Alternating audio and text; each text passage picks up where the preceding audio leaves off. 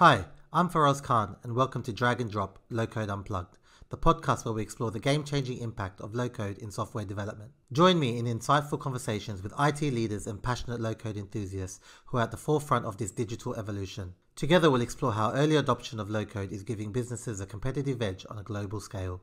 We'll discuss its impact on software development, dissect its role in transforming businesses, and uncover the ways in which it's reshaping career trajectories. So whether you're a seasoned IT professional or a curious enthusiast, be sure to tune in as we share success stories and unravel the mysteries of low code. Subscribe now and stay tuned for a front row seat to the revolution that's shaping the future of technology. So let's go.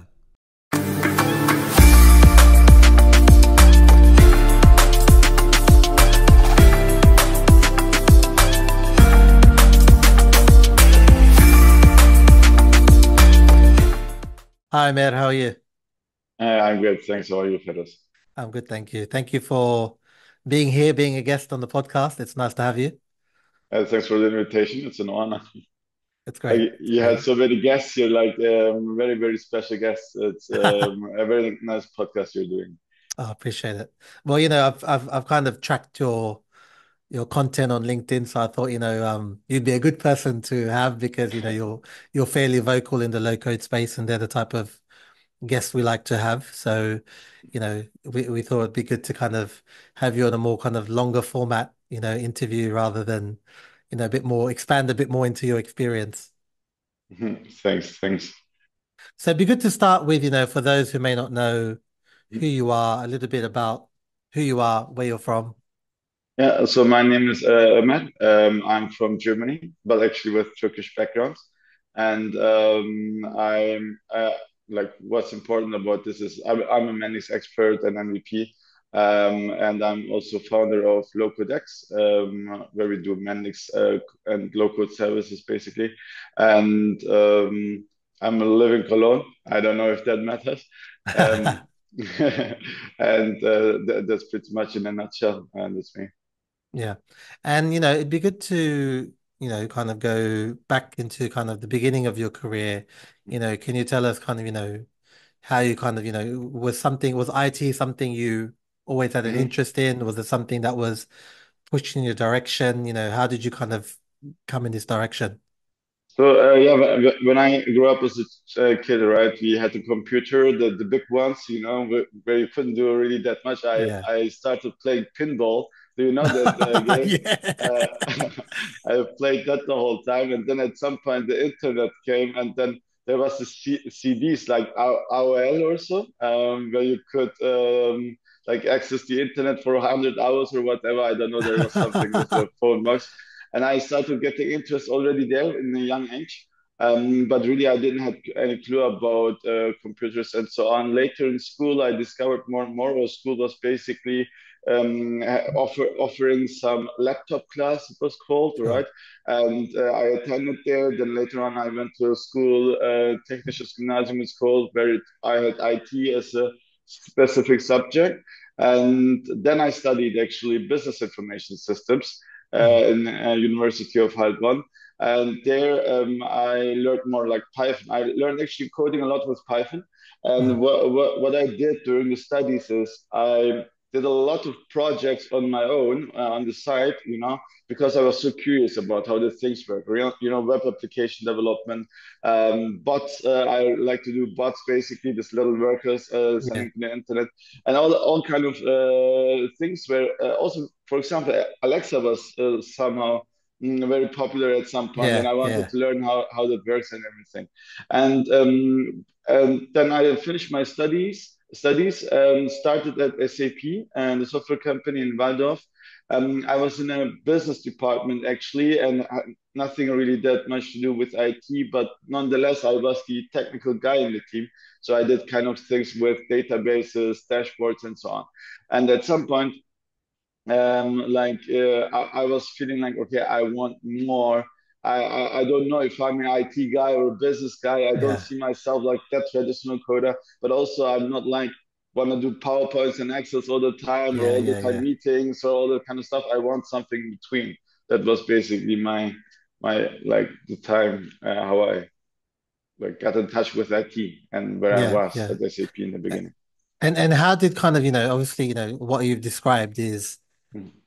what you wanted was basically what you're doing now, right? You wanted the Exactly. platform like, Yeah. you've kind of explained basically perfectly what, a Mendix developer is, right? So, Yeah. how did that opportunity come up to you? And, how did you hear of Mendix?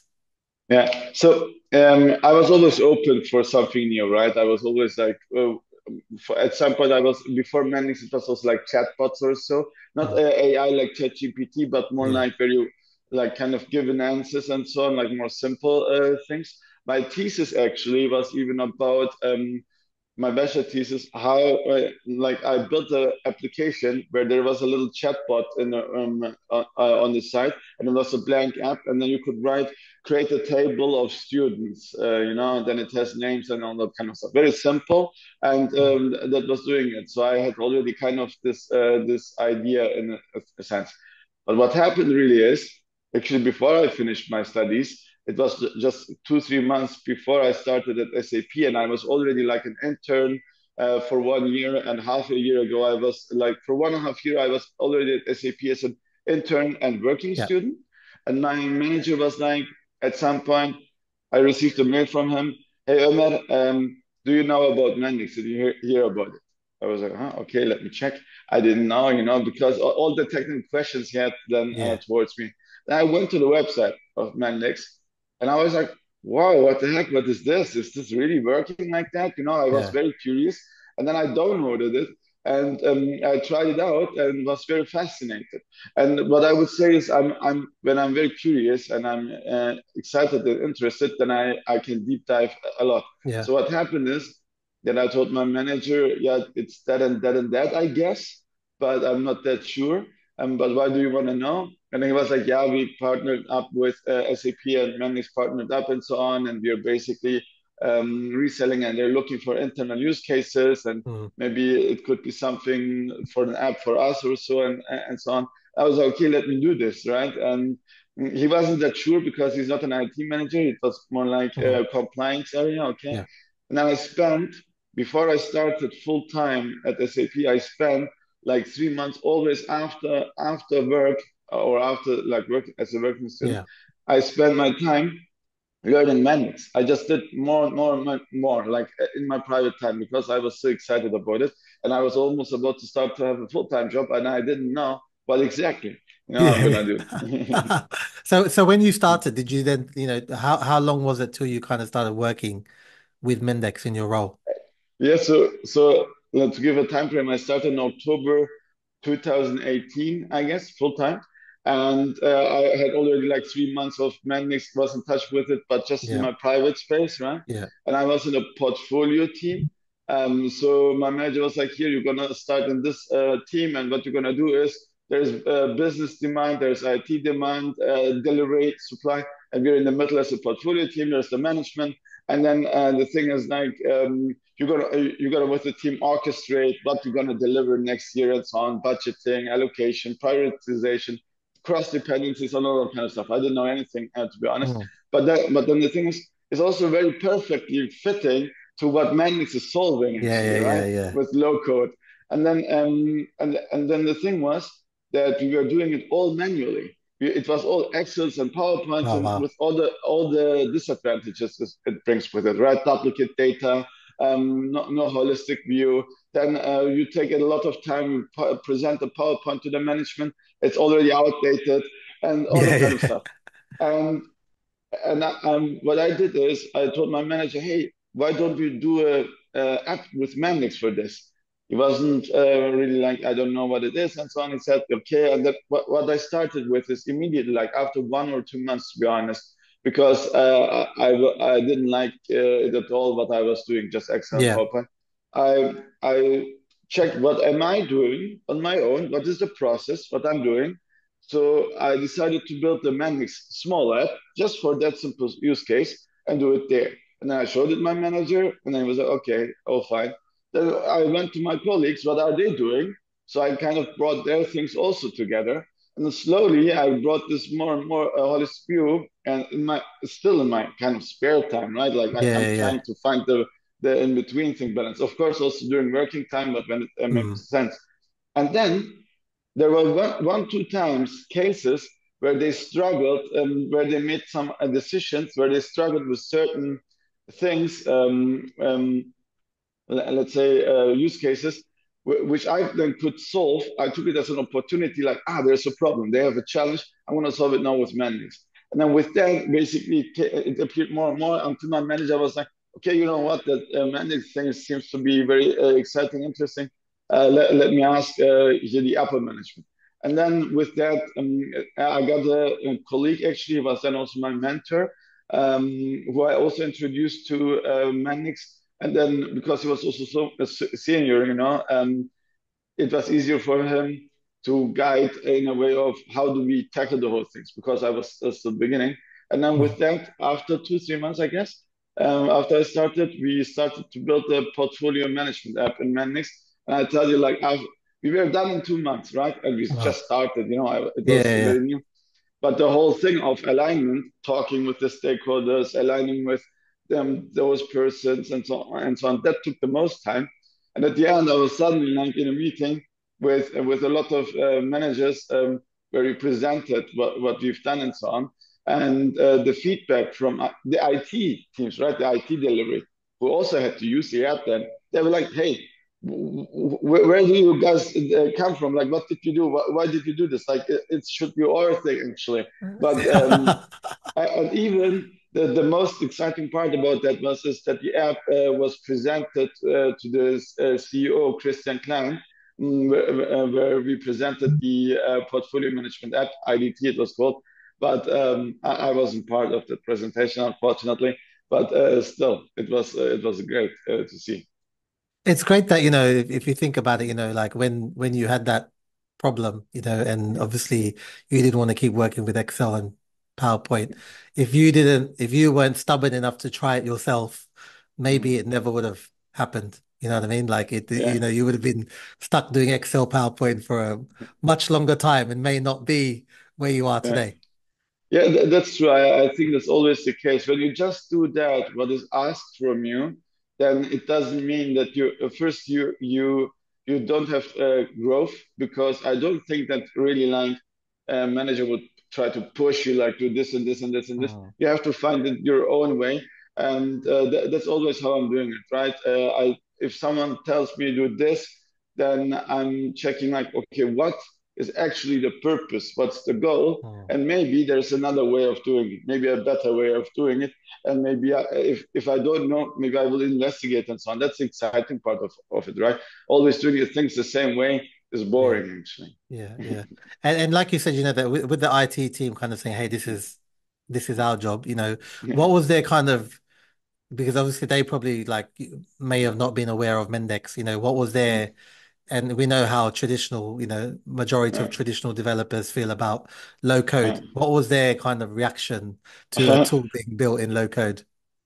That was so when SAP partnered up with Mendix, and then they were looking for an internal use case. Then we made one. Actually, Yeah, it was yeah. also the very first one, man. And later on, I did also more 2, 3 apps Oh. for internal SAP applications. Yeah, internal IT. Okay, like from the beginning, they got in touch with Mendix. I think the sales team or so. I'm not very sure. And I was also part of it in that meeting, but I wanted to also be there. But the thing is like that I was junior, right? I didn't have that Mm. much to say. Yeah. And at the end, what was the thing is they compared like so SAP on one side, the IT team, Mendix on the other side. Then SAP was like, yeah, we checked that the Mendix thing. It's strong, it's nice, it has these capabilities, but the thing is like the pricing is way too high. And then they were like, I don't know exactly what Mendix was saying, because Yeah. everything what Mendix was saying from me was like, was so nice to hear what they say. But also SAP, right? I was really saying I feel myself so connected to SAP and Mendix, both.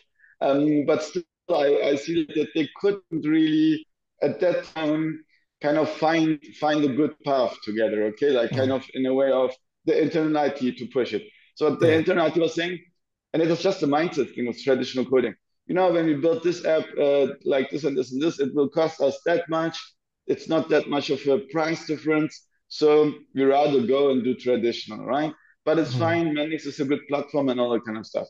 But we don't really, they said we don't really see like low code kind of coming or so, or maybe it's a Yeah. hype or whatever. And I was like, I'm not going to mention names right now, right? Yeah. I was like, hey, can I at least try it out, please? Can I still continue? And then the manager from the IT team was like, okay, Emmet, you can continue, try it, do it, and then also share your experiences, right? Mm. And then I basically did it for 3 years, and I shared always my experience. And then, unluckily, after 1 year, like as SAP partnership, Siemens acquired Yeah. Mendix. So SAP was then also especially not interested anymore. Yeah. And I was like the constant like, hey, look, I'm doing this man except this man except that's getting that positive response and so on until eventually like I got the offer of hey, okay, you know what, we doing low code too, start in the internal IT. We're gonna push it forward and so on. It's all cool, but we're not gonna. We have a like Mendix is still gonna be a low code platform, Yeah. but we have also now SAP built basically AppDiver what they acquired, and then I was like, I'm too much into Mendix, man, and then I left basically SAP to start my own business in Mendix. So how many years experience did you have when you started your own, low code X, right? Low code Yeah. X. So, So, yeah, to be honest, I think I skipped a little bit, like a couple of years stuff, and like I have a mentor who says like you have huge potential, but you definitely skipped some steps. yeah, That's why yeah. you need that's why you Okay, yeah, need yeah. that's why you need some guidance and all that kind of stuff. Mm. So I was like I include the internship at SAP Mm. too, okay, because I did a Yeah, lot there too. yeah. So I was like almost 5 years at SAP. Mm. Then I did like, and after that, like 3 years of like freelancing. But the last Mm. year basically is low code X, which is kind of a hybrid thing, right? I Yeah, try both things, but low code X is the major focus. So in total, it's like many years, it's 6, 7 years, mm. and in total, like it's 8 years or so. But I Yeah, did basically from my very start of my professional career, I did just Mendix. yeah, And yeah, yeah. yeah. So, you never had any kind of interest in because you played around with Python and things like that. Hmm. You never had any interest in kind of traditional development. No, no, I had to be honest. Mm. I had, but I was just like, come on, it takes me so much time with Python to do something, Yeah, which at SAP, for example, I didn't want to go to the IT department because I didn't want to be just one of the 6 developers who then yeah. just solves what that one single button does. Mm. And then I sit the whole day. It kind of is not fulfilling. I Yeah. wanted to something which, and I would also say I'm someone. I want to get excited very fast. I want to Mm. solve things very fast. I want to learn a lot fast. And with Mendix, I could get so much involved in talking with the stakeholder business, right? What exactly is your demand? For example, this, you want to have this, and okay, let's say a world map where I can click and then show some Mm. SAP specific data and so on. What is this SAP specific data about? Oh, and then I learn what they do and why they do these things. And I learn the technical side, how to implement it. And then I learn how to make the documentation, like everything, Mm. and that was Mm. so exciting. Then it doesn't get boring.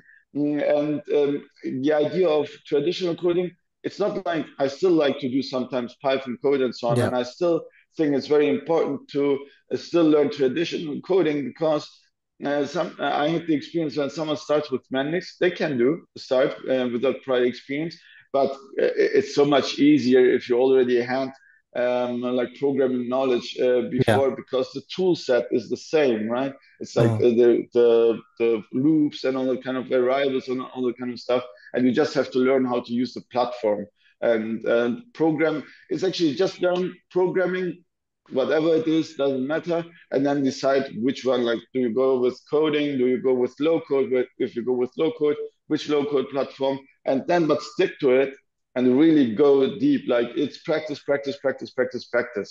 That's Mm. all. And obviously, there's Mendix developers everywhere, and you specifically like to focus on the SAP side and, customers with their S/4HANA Yeah. implementation. Can you tell us a bit about the reason behind why you like to focus on that and, a bit more information about that?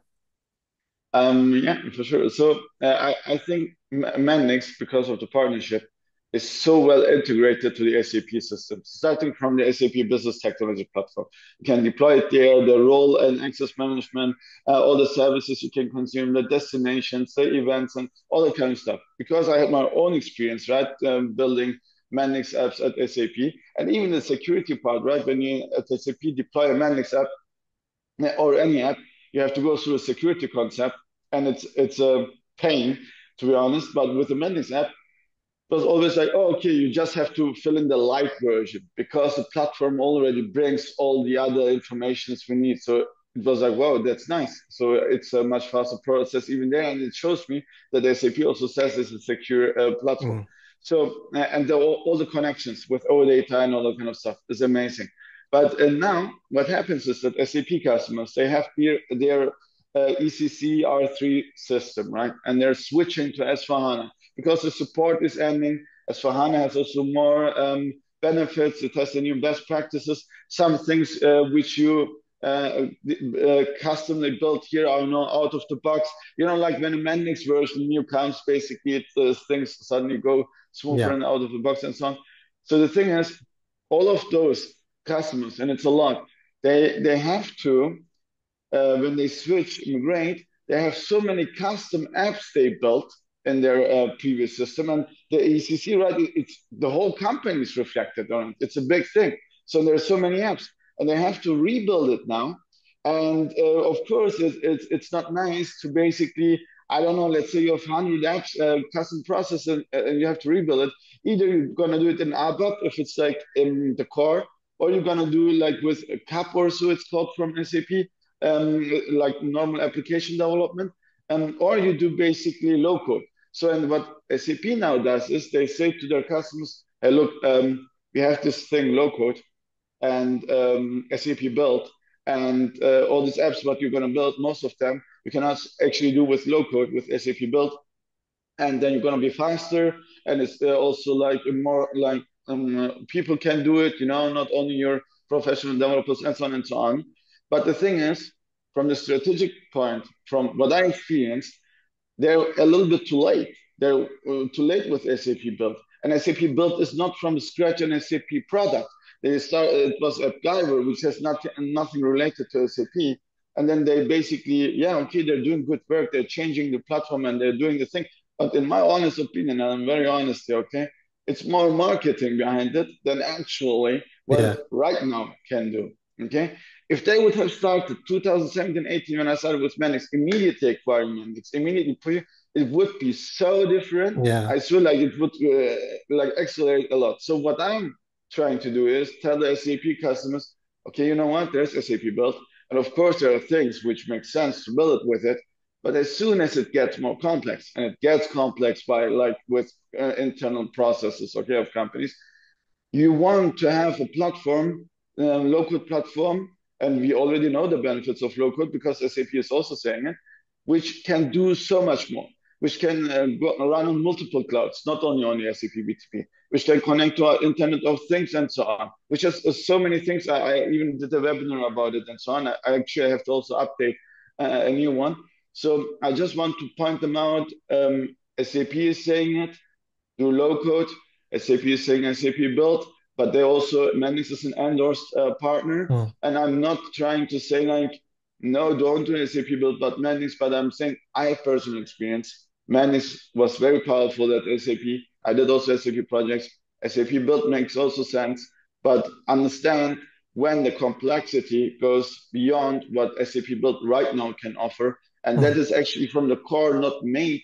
It's not like that SAP started, oh, hey, wait a second, there's S/4HANA transformation. Yeah. We're going to start with a local platform from scratch and we're going to exactly know what to do. No, it was more like they were really, somehow they must have been aware of low code because they made the Mendix partnership. Yeah. And suddenly it was kind of quiet. And then, yeah, I don't know what really happens in the strategic management or what they do. I don't want to talk on behalf Yeah. of SAP here. Yeah. So it's just my Yeah. personal opinion and observation. And that's Yeah. that's Yeah. all. mm, And when you're talking to these SAP customers, and obviously you can give advice because obviously you've mm, worked for the organization mm, itself as well and you're a Mendix mm, expert. Are they quite, more willing to listen to what you have to say because you've actually worked for SP and tried both sides? mm. Yeah, exactly. Actually, because I was doing Mendix at SAP, they're Mm. more open to it. They're like, okay, tell us more. The things like getting to that point that I have a call that I gonna tell them. That's basically difficult. And sometimes it's even like if the SAP people are there and they're already like doing and their thing of telling SAP build, it's sometimes you have to get to the right person who's Mm. open, who has also the technical understanding, right? Because as I said, I think sometimes it's very a lot of marketing that it's basically if I would have not heard about low code at all before, and I'm a business owner, and now SAP, which I'm using all the time, comes with SAP built, and then some guy who worked at SAP comes with Mendix, I'm Yeah, like, yeah, low code probably is low code. It's both low code platforms, right? I yeah, don't know, like, what should be different than if yeah, there's the name SAP built on it. So it's very difficult. But I had like 1, 2 use cases where when you actually demonstrated, right, the difference, and when there were also IT people involved, and that's the thing. With IT people involved, they first have to get familiar with the idea that they're going to do low code. They're like, it's yeah, not like yeah, SAP or Mendix is like, hey, wait a second, why low code suddenly? But they would be capable of understanding which platform makes more sense or not. So it's very difficult right now, but I think because there are more and more companies now doing the S/4HANA transformation, there's going to be more and more like demand for understanding what low code is, and also the first one starting with who already started with SAP Build, for example, they have already the experience. They also know, okay, I heard from one case, for example, where the client was using SAP Build for a year and kind of went to the limitations, and then now is considering kind of Mendix, and that also happens naturally then, right? Because it's not like when I make my webinars or talk, it's not like that I talk just things I didn't research or check. yeah, of And course, then yeah, if you basically say that's the limitation, and 1 year later someone comes like, oh damn, yeah, I had that limitation, then it's kind of also gives you more credibility, right? But it kind of takes some time until yeah, because it's everything very young right now with SAP build. But yeah, with my background, I have more credibility to talk about it, to be honest. yeah, And yeah. also, thanks to this podcast, I'm very curious how many people are gonna be Yeah, the interested whole in thing is SAP. the whole thing is to create awareness, right? And Mm, it's nice mm, to hear things like, mm, that's kind of different to, what everyone else is offering. And it's good that mm, you've used your previous experience and you're using that to your strength and, mm, trying to target SAP customers and, solve a problem for them, right? And, yeah, someone yeah, who's actually been on both ends. So you mm, can talk from experience, which is what most mm. people want, right? Yeah, yeah. Thanks, thanks. And shifting to obviously the platform itself, Mendix, now you've used it for a number of years. Can you talk us through, some of the kind of key features within the platform that you really think, they're either, very good, very helpful for projects or, just you Mm. enjoy working with? Yeah. So to be honest, it's mainly integrations, right? I think also because of the whole SAP connection, I would say. Um, what I really enjoy with Mendix is besides all the things you can do, like creating the pages and the logic and so on, is like that it's so the whole architectural thing. Basically, I can integrate with so many systems that easy, and like OData and so on, but also that the whole deployment, right? I can deploy on the clouds, on different clouds with basically clicks. I can see the logs and all that kind of stuff because that was always the thing I was fearing when doing development, like back then, like with traditional coding. Yeah, okay, maybe I can build this function and this page and so on and a running app, but how do you like deploy? What is a deployment actually at all? I didn't know what the deployment is before I had Mendix. How do you connect with systems? How do you communicate with different, like how do you integrate single sign-on and so on?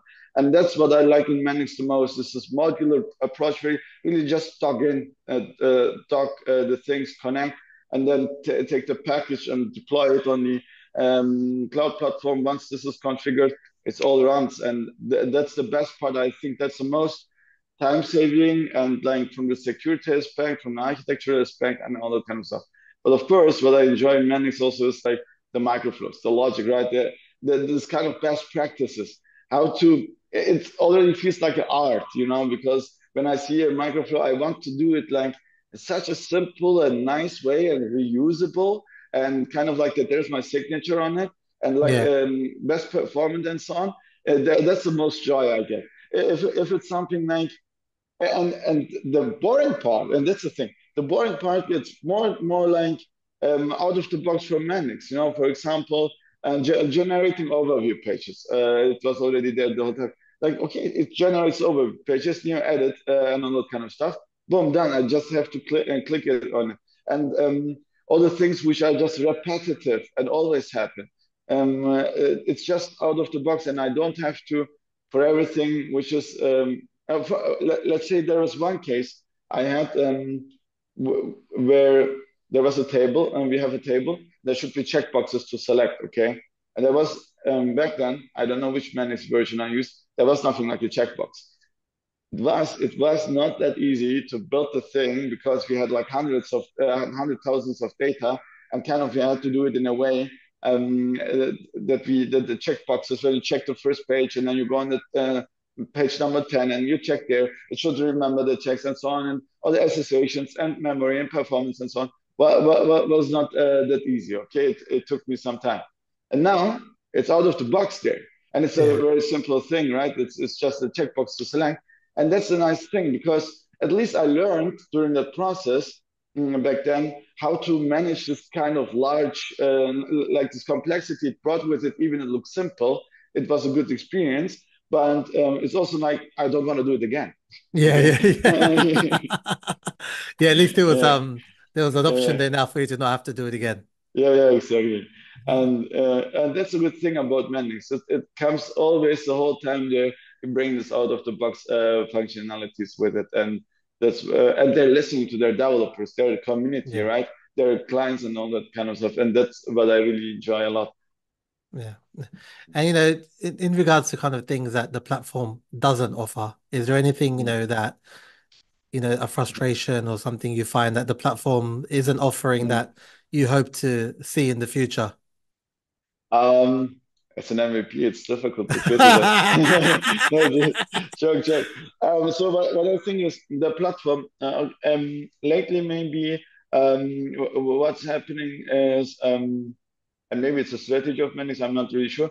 Things like features get rolled out a little bit early. Mm, Okay, I tell you what I'm really missing is the Mac version. Okay, so like a full running good Mac version. I was at the University of Berlin, HTW Berlin, and the other day the students were using the Mendix Mac version, okay, version on their MacBooks for their practical things for Mendix, and then they were like, "It's so buggy, it doesn't work, and I don't know what I should think of Mendix." And I was like, "Hey, guys, the thing is a beta version, okay? It's not like yeah, it's not working. It's not like that. yeah. You should have gone with the Windows thing and so on." And they were like, "Why do they offer it then, right?" I was like, "Yeah, to kind of test, that we can test it and so on." And for me, from the very beginning, when I started with Mendix, I was like, "Where's the Mac version? Where's the Mac version?" And now it's finally coming. Now I'm finally happy, but it's still like I'm still waiting for it that I can Yeah. delete the parallel desktop and then switch over to it. And I Yeah, don't yeah, know how long it will take because it's still something, but it's still good to see that it's there. And I tried already the beta and everything. It's still like I see the potential, the boost, right, the mm, performance and so on, and that's very good. But overall, I think the managed product team is doing very good work, and I'm also very excited about how the whole thing is gonna merge or go hand in hand mm. with AI. I mean, there is now this Maya chat Yeah, uh, coming or already released, I guess. yeah, So let's see how much that is used. The most current thing, but I see what is currently important is how to onboard new developers, how to give them a good experience to get started. There's the academy learning path, right? I think maybe they're not for everyone the best way or the easiest way to start.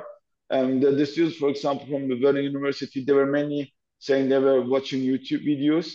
Yeah. I think there's a lot of YouTube videos, but also not like a whole thing. There's some Yeah. Udemy course, I guess, from someone.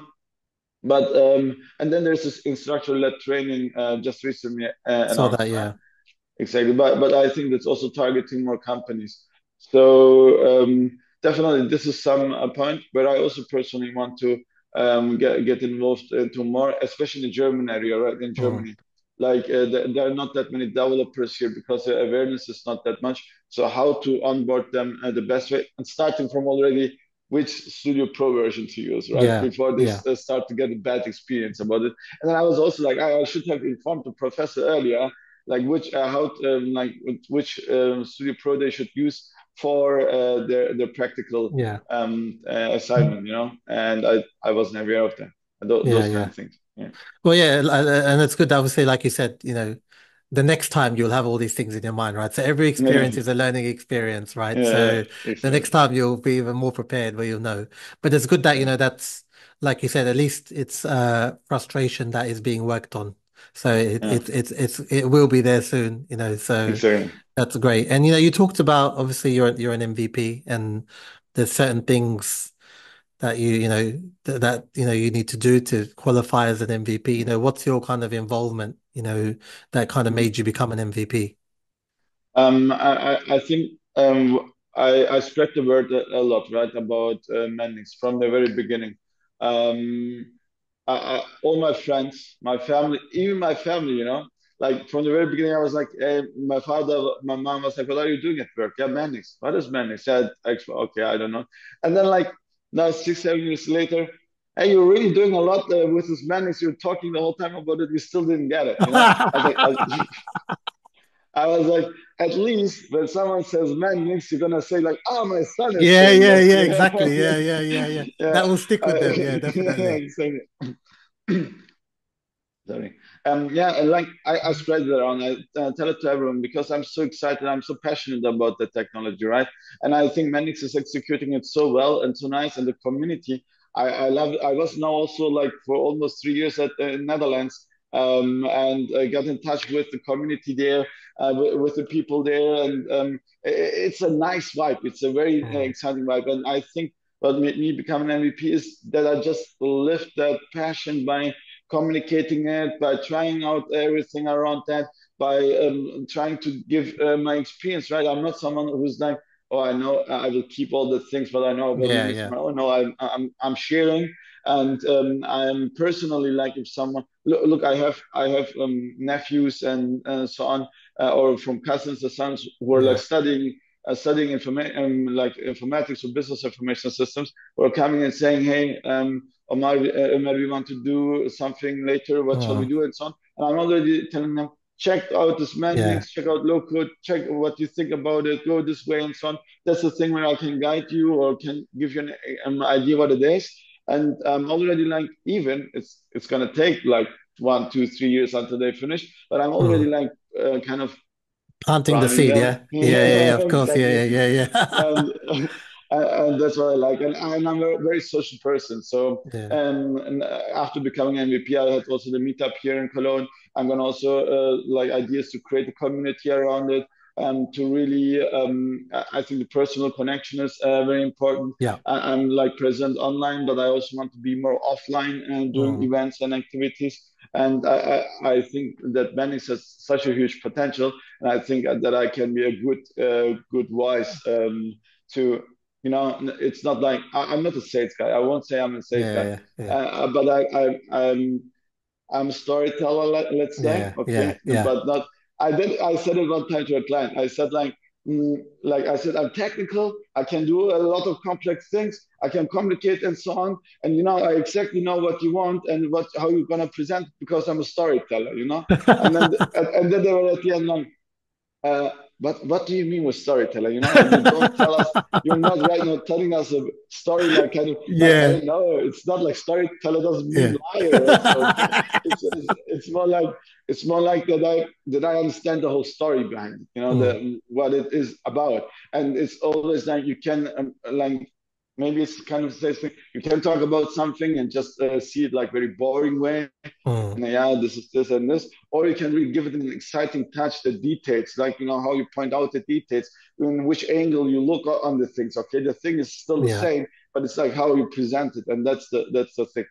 And yeah, I think those kind of skills made yeah, me to become an yeah. MVP. I think, I'd say you're probably a hybrid of storyteller and salesperson because obviously you speak with so much passion about the platform, which is almost sales-like, right? So it's good that you're so Yeah, passionate that you yeah, you don't feel like you're selling, but because you're so yeah. passionate, you could convince someone to kind of join you, if that what Yeah, I mean. So I'd say you're yeah, a bit of a exactly. hybrid, but it's good. I think also for you, I think what's great is obviously, Mendix being Dutch and like you said, you've been to Netherlands a number of times. You're quite unique in the way that you're in Germany, which is there's a big opportunity for you in that region to help grow that community within Cologne or even, other cities as well.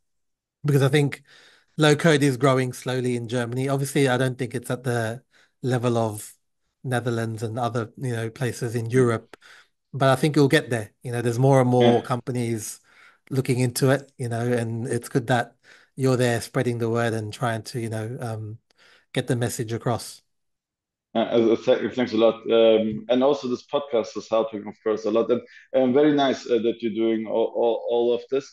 And it was exciting, to be honest, the whole conversation. I also explore, when we talk like this, I also explore myself more, Yeah, yeah, when you yeah, ask the questions and the answers and so on. And yeah, I'm very excited and curious how the things are going to be in Germany. yeah, I think I heard time is kind of like a couple of years behind the Netherlands when it comes to low code. And I think really it is like this, and with more successful projects done here, it's going to be mm, also become faster, yeah. more and more demand, right? It's all about that. Yeah, I think it's a bit like if you look at Belgium, Belgium is like, a couple of years behind Netherlands as well, right?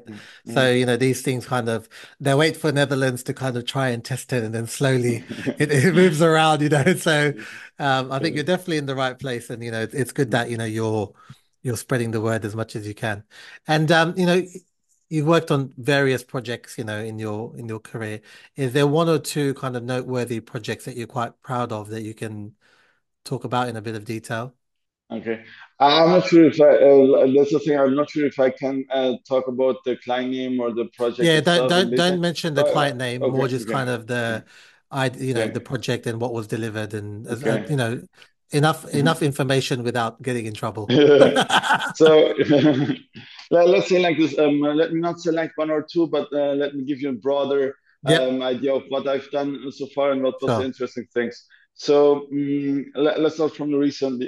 What I realized is recently there's more and more mobile apps demand. Okay, that was something I didn't do from the Mm, beginning. It was just recently happening. That's an interesting part, and there's also a recent project where there's actually we built something which is now going to be presented and kind of like to potential clients, and it's a prototype just. And that's an interesting thing. So we built this prototype for the client, and the contact I had was, okay, we need this and this and this, and they wanted to go with traditional coding first. okay. Okay, no, I'm picking one project. Okay, this Okay. one. Um, they wanted to go with traditional coding. They had a timeline of 4 months, and they wanted to have a specific mobile app, but also a web app for this specific thing. And they wanted to hire an Android developer. And there was an external manager in that project who said, "Hey, I heard about this Mendix. Why don't we try out Mendix?" And then I applied for that project, and they had several interviews. At the end, they decided for me, but with deciding for me, they also decided for Mendix. And the project manager, the lead, like who had basically the money, the budget, he Yeah, was yeah. like, I don't know what low code is. I don't know what Mendix is. But the thing is that here this guy said it's going to take 4 months. And to be honest, you are from the overall package, the best, like from the communication and all kind Yeah. of stuff. They had also another Android developer they thought about. But then it's interesting, right? The person would have decided which tech stack they would use, right? And then, but then they decided for me. So of course, I like, okay, they decided with me for Mendix. I have to give Yeah. good impression and do the things. After 4 months, we were very good, done, successfully finished. Then they presented it to their management, basically to show like, hey, look, we did this, and this is the thing, and so on, and this is the prototype. And the funny thing is, what they get as a feedback is, why are you talking about the prototype? The thing is working. That feature what you built there, we planned it for the next 4 or 5 months. You already have it. We can sell this stuff and so on. Yeah? And then and then I was also like, yeah, why don't do we talk actually about prototyping? And then because the guy I was doing the thing for, he always said, yeah, the low code is just for prototyping. And now really it's like, okay, it got good feedback. The things are working. Now they're showing it to potential clients and so on. And then it's gonna be the decision of and the decision maker, right? Okay, maybe I should go with the whole production app, the whole scaling, also with Mendix, because before that he didn't really have that idea. So Yeah. switching someone, and he's in a high position to be like, I didn't know anything about low code. Now I had 4 months of experience, and now really being like, get some good feedback. Let's see Yeah. what the clients are saying, and then maybe also hopefully me as a variable, as a factor, be like, hey, and I Yeah. have this guy who knows the things. Yeah. That's a very exciting thing, and that's what I like the most. I miss always the parts in my projects where they already decided for men's, Yeah. they Yeah. already Yeah. wanted to do. Yeah. But I like to be the one convincing and then showing Yeah. and then Yeah. growing. Yeah, Yeah, that's really cool. That's really cool. And something that's, obviously the hottest topic is AI. yeah, It's yeah. it's everywhere and everyone's talking Yeah. about it. I'm interested to see kind of what your view is on AI and how you think the future looks with, throwing AI into the mix. So I think it's gonna be an addition because what I described also earlier, right? When you AI can help.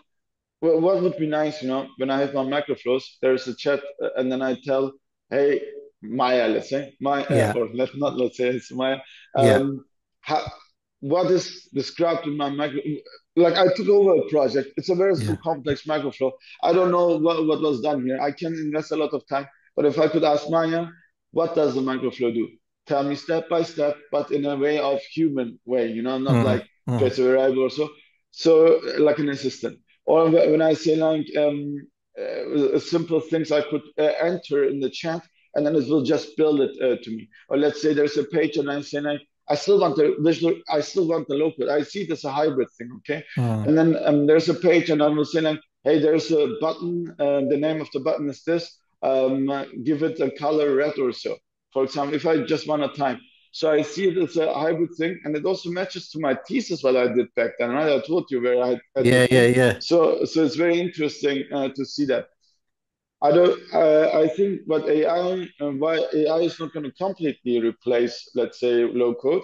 It's just that because it comes with so many platform specific things. It's not Mm. only the development, like the deployment, right? The role assignments, the whole like everything architecture thing where Yeah.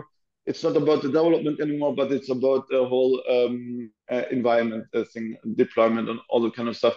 Also debugging, right? I want to have when I see the code, what I like about low code is when I debug, I have the visual representation where my code is right now going. And with AI, if it would like replace coding at all, let's say, Yeah. you still have to debug, right? And I Yeah. don't like to see like code by code debugging, and I would like to have a visual representation. So low code is the better way. So I think AI is going to be, at the end, it's going to be everything. Like with low code, you Yeah. can put Java code in it, custom code in it, Yeah. right? And I think AI is going to be something the same where it goes. For me, the interesting question is more about how Mendix is going to leverage AI. Yeah.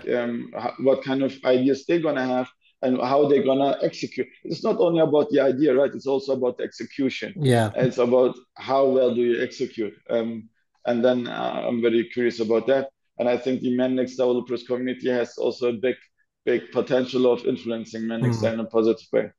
Yeah, yeah. And you mentioned, you mentioned it earlier just about the example you gave about that manager who knew nothing about low code, and Mm. 4 months later he was convinced and ready to go. What's your message to, the skeptics out there who, have a similar mindset to Mm. that person, for example, who don't know about not don't know about low code, but the ones that really don't still think, it's for Mhm. prototypes and internal kind of apps and nothing large Mhm. scale. What I would say is, first of all, it really depends on the local platform, right?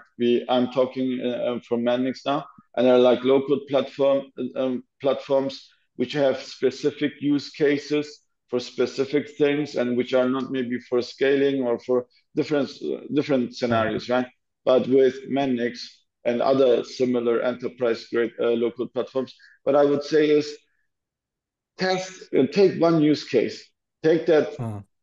one on that budget, whatever it is, and start with that use case. Get yourself an expert, right? Not just someone who random and don't go to someone and say, "Hey, there's low code. Here's the budget, and do this and check it Yeah, out yeah, because you will pay for the learning." Get an expert, and then let yourself like show how the things go, how the things work, and then if that person is not technical, take someone technical aside and let it review and so on. But open mind, right? It's very important. There are mm, people who are like in an organization having more neutral way of seeing things, right? And not like biased. And what I would say is the best way is really like to have one use case, which also would have a great impact, and then start with it, like with the prototyping thing. Okay, if you want, call it a prototype and yeah, start with prototyping, but then see, okay, we've done this maybe even in 1 month or so, you've done it, and then be like, okay, to scale it, what is needed? And then you will see everything you need is there, right? And I think that investment should be done to clarify that question. Otherwise, you have to wait what the other ones experience. You have to wait what the competitors do. And the thing is, if you wait that the competitor does low code and experience with it and already starts and enables and so on, then you lose time. Then you lose the thing. So if you want to be really, it's not even about innovation anymore. Like a yeah, couple of years earlier, I talked about low code innovation and so on, and they said in Germany they're waiting, they're not that risky. Okay, we don't yeah, do yeah, innovation yeah, there, right? yeah, yeah, But yeah, now it's not about innovation. It's the new standard, to be honest. Come on, like yeah, every organization who is kind of keeping up with the things should do low code. And I think it's not about the question low code or not. It's really about, and it's also not replacing traditional coding or yeah, so. It's just about which platform is the most suitable for me for which use case. And maybe I want to even do 2 or 3 platforms yeah. depending on what exactly. And for me, that's for the skepticals. It's like, why are you still skeptical? Choose a platform, maybe have someone who from that different platforms who tells you what it is.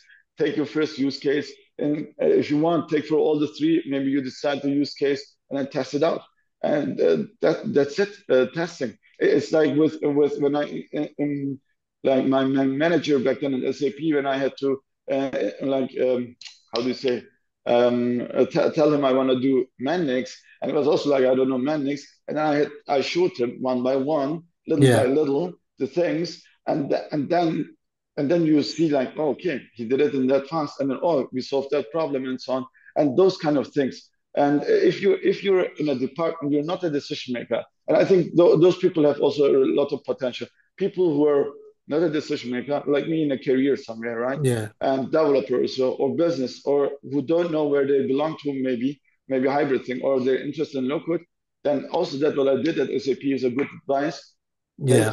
Look for a challenge, look for something, and build it small by small and small, and then show it your manager. Show them. And Yeah. that's also a way to show we want to do this, and there's potential. It doesn't have to be start from the decision makers. It can also start from inside if organization wants to do this. And it's exactly what you had also about, don't just do what is told you to do, of course do that, but also do on top of it, in addition, because that's how you influence your own career and decide your own path, right? Yeah. Very, very good advice, that. Very good. And on a final note, obviously, you founded Low Code X, what, plans, aspirations have you got for yourself and Low Code X, in the future that we can look forward to? I definitely, my main goal is to create a community, like and Mendix community, low code community. I want to get people, I call it also low code X, not only related to Mendix, even Mendix is my Mm. favorite, but I want to have more a broader view on the things with also different low code platforms like SAP Build. It's also very Yeah. relevant for me, right, for the SAP context, and but also AI topics. Also, for me, it's important with my storytelling thing, what we discovered, to create a community around it, to have low code X as a place where like-minded people can meet, where companies can come to get consultation all around low code. Training offerings are going to be a major topic at low code X. And then, of course, more SAP related topics we're going to do. But the major is community building in Germany, training, which goes hand in hand with the Yeah. community, educational content, and then more pushing to that SAP context, like the delivery there. That's it for now, I would say, with a low code X, and then we will see how the things evolve. And as I said, the ideas are there, the plans are Yeah. there, execution is then that Execution. Yeah. what yeah, Yeah. Amazing. Amazing. Well, I appreciate you being a guest. I think it was really great to hear what you had to say. And I really look forward to seeing, the next phase of where you go and how things go. And maybe we speak again in the yeah. future. Thanks a lot, Feroz. Thanks for the invitation. Was a pleasure. And yeah, we definitely see each other again in the future. Yes, I mean, you're in the definitely. low code space, and Yes. it's very great what you've done so far with the whole podcast, and also with your recruiting company. It's amazing. Appreciate it. Thank you. Uh, Thank you. Thank you. Okay, Thank you again. thanks. Take care. Thank you for listening to today's episode, which is brought to you by ITRAC. We are a leading staffing firm that solely specializes in supplying both contract and permanent low-code professionals to organizations globally. Navigating the niche landscape of the low-code market requires the best talent, and we recognize its critical importance for our clients. Whether you're a company looking to strengthen your team, an individual seeking the next career move, or someone entirely new to the world of low-code, we're here for you. Our extensive experience and in-depth market knowledge enables us to quickly pinpoint the ideal candidates while offering expert advice and support at every stage of your low-code journey. Reach out to us through our website or connect with me directly on LinkedIn. I'd be happy to assist you. Thank you once again for joining us today. We'll be back next week with another insightful episode. Until then, take care.